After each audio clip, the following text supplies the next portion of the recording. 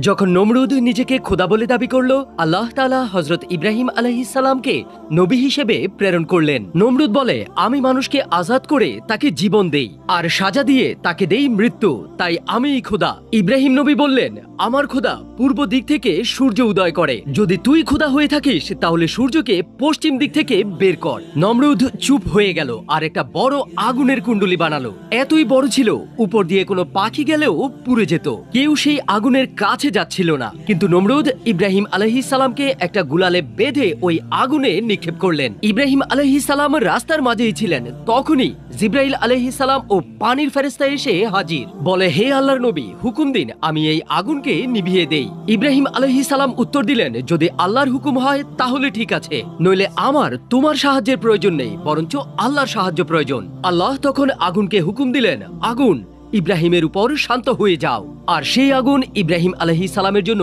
ফুলের বাগান হয়ে গিয়েছিল। সুবহানাল্লাহ।